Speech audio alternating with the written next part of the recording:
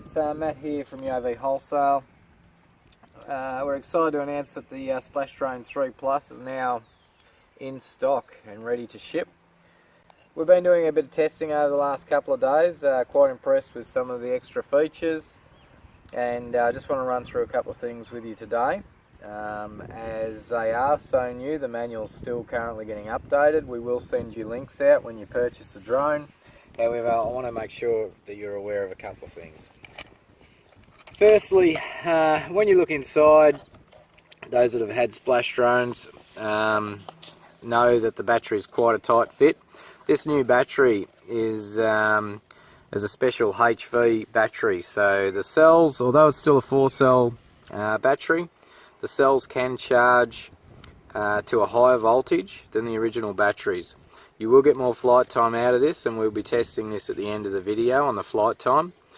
With the Splashdrone 3 standard and the standard battery, we were getting around 12 to 13 minutes with the camera on because of that extra payload. Without the camera on, we're getting about 15 minutes, sometimes 16 minutes.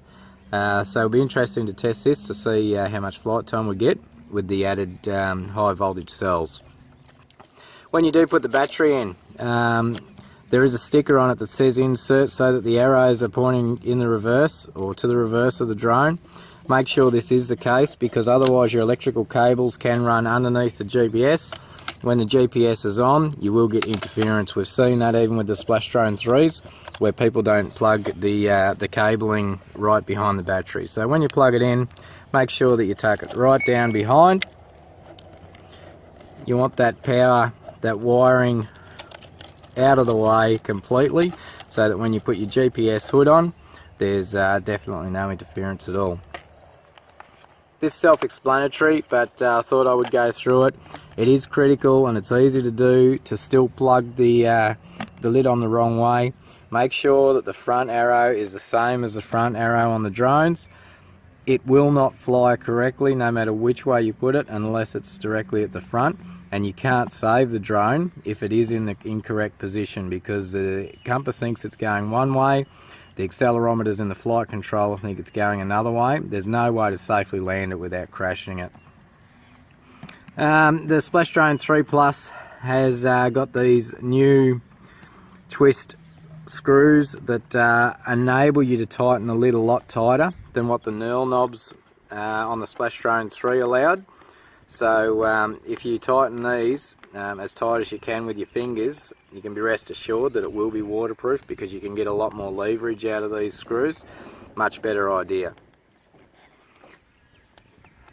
There's also the added black sticker across the breathable membrane for the altimeter, or the barometer inside the flight computer.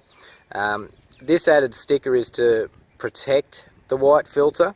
We were finding that the white filter was enough. There's enough breathable holes still, but with that black sticker across the filters, it ensures less rubbing of bait or salt, etc, etc. If your drone does have altitude issues or wants to climb or descend by itself, there's a good chance that that filter's blocked, and all these new splash drones come with a spare filter, and we can sell them afterwards as well as a spare part.